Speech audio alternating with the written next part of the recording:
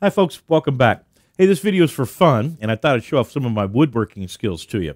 You know, if you would pay me for my woodworking skills, I'd probably quit my job, but so far that hadn't happened. And I'm going to show you how I go about making a birdhouse and give you some tips on how you might want to make one of these for yourself. And, you know, I've been making birdhouses now for probably 5 or 6 years, and what started out as a little project for a friend of my wife's has turned into, I think, like 14 of them now. And they're all about this size, some a little bigger, some a little smaller. And I've made schoolhouses, and I thought that looked really neat. I made one that's a firehouse that my sister Debbie got that was huge. It had 2 steeples and stuff. My sister Sharon, I made one for her that looks like our grandparents' farmhouse, which, again, I thought was pretty cool. And my sister Shirley had given me a piece of driftwood 10 years ago and said, make something out of this for me. And I actually made a birdhouse out of it, and it kind of looks like a log cabin. It really turned out cool. But I tell you what, I've made a lot of churches, and the favorite one I've made so far to date is a friend at Ideal asked me to make a birdhouse for her parents, and this thing ended up looking like her parents' church at their Lutheran church, and it turned out so nice. You know, I got some pictures back of them actually sitting in the Lutheran church displaying the birdhouse, and it actually sat in their church for a couple of weeks on display, and the roof line on it was insane. It had like 19 or 17 little pieces of metal in it, but had a lot of enjoyment in making that birdhouse for them. But a lot of them are about this size, and that might look a little big to you, but you stick that on a pole out in the yard, and it's not looking so big no more. And I normally start out by making the house itself within the roof line. And the wood I use a lot of times is scrap lumber I got laying around. And sometimes it's oak, sometimes it's just popular. And the roof line, when I make the birdhouse, and then I'll make the roof line is actually 22 gauge sheet metal, okay? And I'll bend it into shape. And then to get that look, what I'm going to do is I'm going to spray it with salt water, a pretty high concentration of salt water once a day. Leave it outside, and sure enough, 5 days later, that's what it looks like. And then I'll clear coat it. And I normally, and to keep it from rusting, and then I normally will use like a marine finish on it, which is like $50 a gallon, but should keep it outside, last outside pretty well. And then when I start actually making the house, I normally start with like a side, come up with a concept of what I want it to look like, and then start making a side, like on this side here. So I'll make that side, and then what I've done here, this bump out is actually a couple pieces of 2x4 glued together and rounded off to make that bump out there. And then the black, it's painted black here, and it's solid. And then I add some trim in here to make windows, and then I'll add some Romex wire that I stripped the jacketing off, like 14 or 12 gauge wire, and I'll add that wiring to kind of give an idea of a window pane, so to speak.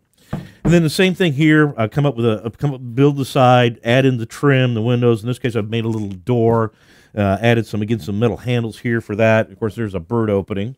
And so on this side, it's also solid as well in the front. But on this side, to get some air movement through the birdhouse, what I've done is I've cut out that piece of wood here. And on the inside, what I've done is I've taken 2 wire meshes, kind of a heavy gauge and a light gauge, and stapled them to the inside, and then painted them black, okay? So you can't really see that. But that, again, obviously lets air movement get in and out of the box. Now, since the birdhouses are kind of big, I actually will put a separator in the box, and it's actually 2 compartments. One you saw right here, and when I make that opening, what I normally do was I'll go down to the hardware store and I'll find some copper fittings that are different sizes, and you can buy different sizes depending on the size bird you're trying to attract, I guess. And the reason I put that in there and glue that in there is because I've had bigger birds try to peck their way into these birdhouses over the years, and that kind of keeps them from getting in and out of it. Of course, I have this big piece of wood there, too, that'll hopefully keep them from getting into it, okay? Now, the second opening in the birdhouse is actually here in the steeple. And inside that steeple, I have cut an opening in here. And inside that wall going in here is another one of those copper pieces of pipe. And the little birds love this because, again, the big birds can't get in there. And so that second one is in the front steeple.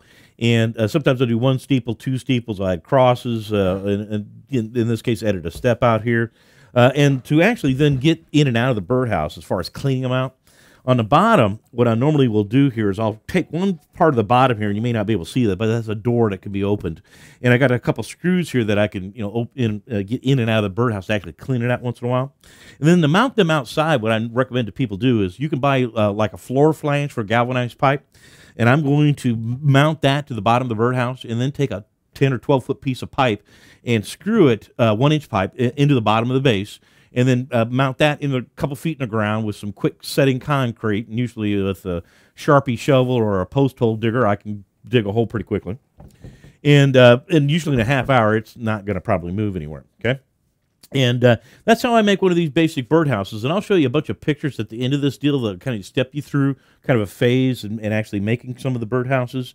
So maybe you can actually make one for yourself. But you'll find out each one's a work of art, and it's a one of a kind. And, you know, if someone asked me to make one of these for them and I was going to charge them, I don't know if you can afford it. Because, you know, I'm going to have, 25, 30 hours in it. And, by that time, heck, it's a lot of money. So not to mention, then you have to ship it too. So if you enjoy your woodworking, maybe you can make one for yourself. Hey, thanks for coming. I appreciate it. We'll see you next time.